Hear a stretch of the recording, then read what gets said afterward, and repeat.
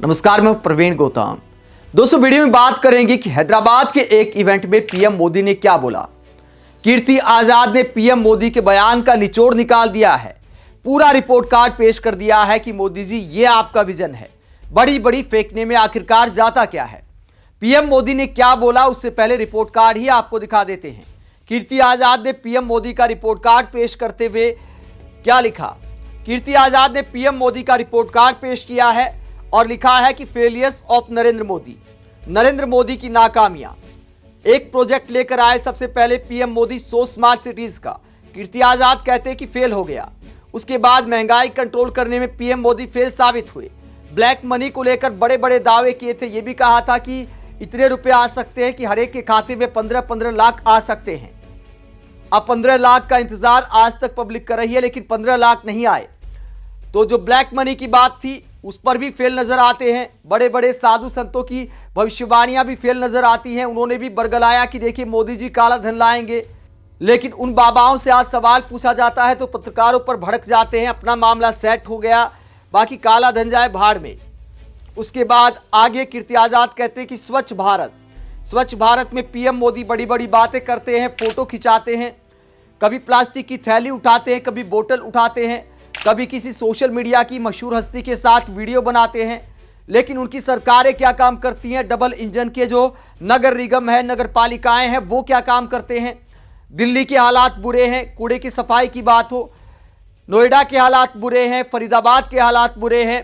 जितने भी अगल बगल के शहर हैं दिल्ली के या खुद दिल्ली है, उसमें कूड़े को उठाने का जो काम है वो नगर निगम का होता है। वो कितना अच्छे से काम करता है। बार बार ऐसे वीडियो सामने आते रहते हैं।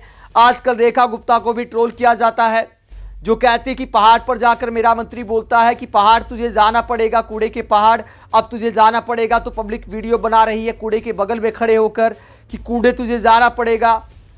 अब हर 15 दिन में हमारा मंत्री जाके कूड़े के पहाड़ पे जाता है और उसको बोलता है खड़ा होके, तेरे को जाना पड़ेगा भाई, कचरे तुझे यहाँ से जाना पड़ेगा भाई, कूड़े तुझे यहाँ से जाना पड़ेगा, गड्ढे तुझे भरना पड़ेगा, पोल्यूशन तुझे कम होना पड़ेगा, झुग्गी तुझे हटना पड़ेगा भाई यहाँ से। तो ये तो देश की राजधानी के हालात है। तो फोटो सेशन का आखिरकार फायदा क्या है।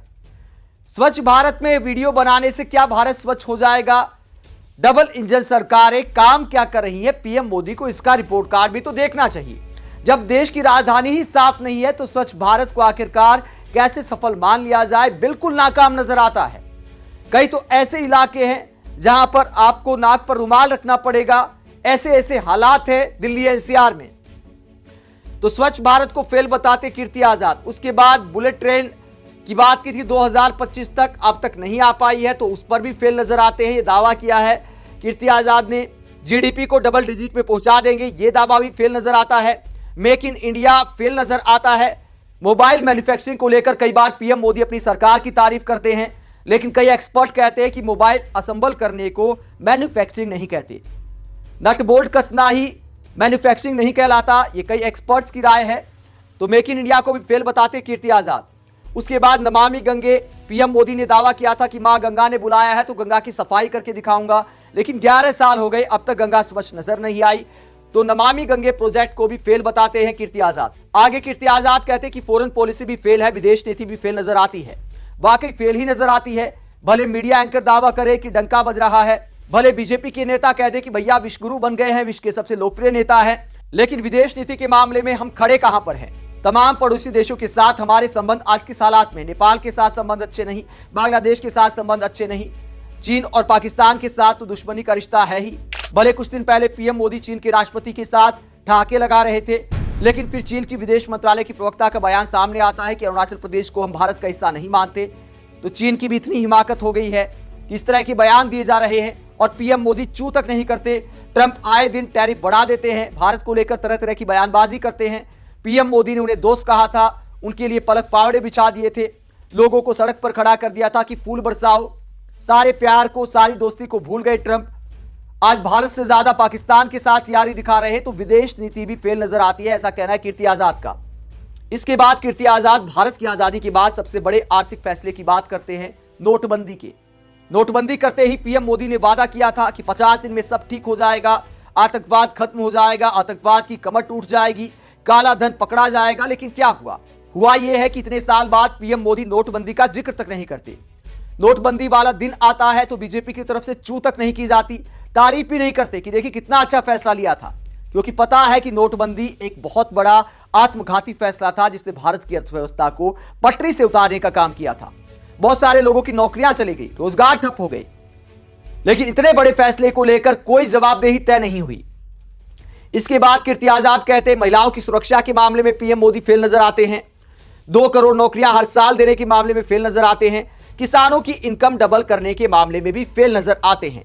तो इनकम तो डबल हुई नहीं, 2000 वाली किस्त को लेकर एहसान जताते रहते कि मानो 2000 में ही किसानों का भला हो गया, बल्कि खेती की लागत लगातार बढ़ती जा रही है। तो तमाम जो मुद्दे हैं, पीएम मोदी की जितनी भी महत्वपूर्ण योजनाएं हैं, पीएम मोदी अपने विजन के साथ जो जो योजनाएं लेकर आए वो आखिरकार कितनी सफल हुई, क्या बीजेपी इसका रिपोर्ट कार्ड पेश कर सकती है?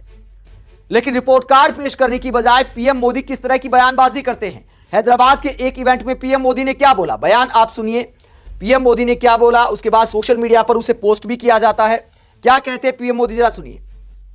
फ्रेंड्स, आज का भारत सिर्फ बड़े सपने नहीं देख रहा, भारत बड़े फैसले ले रहा है और उनसे भी बड़ी उपलब्धि हासिल कर रहा है। We are dreaming big, doing bigger and delivering best. तो पीएम मोदी कहते हैं कि हमारी सरकार, हम सपने बड़े देखते हैं, करते उससे ज्यादा है और डिलीवरी बेस्ट देते हैं। इस तरह की बात की और इसे सोशल मीडिया पर जब पोस्ट किया गया तो लोगों को हंसी आ गई कि आखिरकार किस मामले में डिलीवर किया गया है।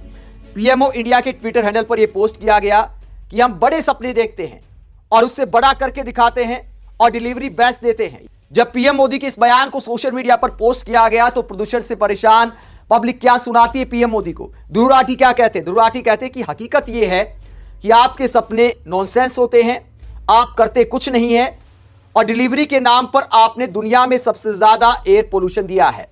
तो दिल्ली में प्रदूषण के मुद्दे पर पीएम को आईना दिखाते ध्रुव राठी कि आपने क्या डिलीवर किया है।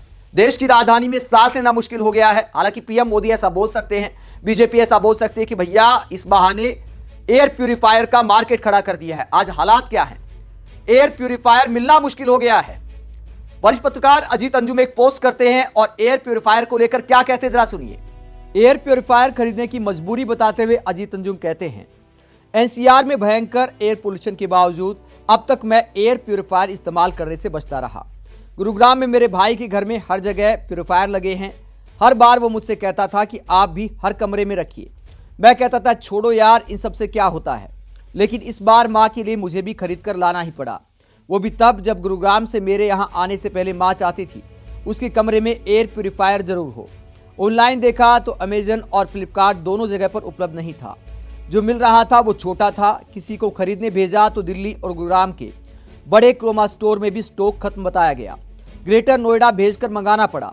सोचिए ये प्यूरिफायर वाले कितना मालामाल हो रहे हैं। दिल्ली एनसीआर में रहने वाले तमाम लोग प्रदूषण से परेशान हैं और पीएम मोदी कहते हैं कि हम बेस्ट डिलीवर करते हैं। लेकिन किस मामले में डिलीवर किया, क्या शिक्षा के मामले में डिलीवर किया? राजस्थान हाईकोर्ट ने एक टिप्पणी दी थी कुछ दिन पहले, कहा था कि 2047 की बातें डबल इंजन सरकार करती है, लेकिन कल का क्या विजन है वो पता नहीं है। सरकारी स्कूल की इमारतें कभी भी धराशायी हो सकती हैं, उनको ठीक करने का क्या कोई प्लान है आपके पास? ये डबल इंजन सरकार को फटकार लगाई थी राजस्थान हाईकोर्ट ने, यह कहा था कि कल का विजन नहीं है आपके पास। स्वास्थ्य की बात करें तो सरकारी अस्पतालों में भी कोई चमत्कारी परिवर्तन नहीं हुआ है। रोजगार के मामले में युवाओं को प्रोटेस्ट करने पड़ते हैं। पहले नोटिफिकेशन के लिए प्रोटेस्ट, उसके बाद परीक्षा के लिए प्रोटेस्ट, उसके बाद रिजल्ट के लिए प्रोटेस्ट। आए दिन सड़क पर लाठियां खानी पड़ती हैं, तब जाकर कोई नौकरी मिल जाए तो मिल जाए। बहुत सारी नौकरियां कॉन्ट्रैक्टर्स के हवाले कर दी गई हैं। तो ये देश के हालात है। तो पीएम मोदी ने किस मामले में डिलीवर किया है, ये सवाल पब्लिक उठा रही है। आप इस पूरे मसले को लेकर क्या सोचते हैं, कमेंट बॉक्स में अपनी राय जरूर दें। साथ ही चैनल को सब्सक्राइब भी करें। नमस्कार।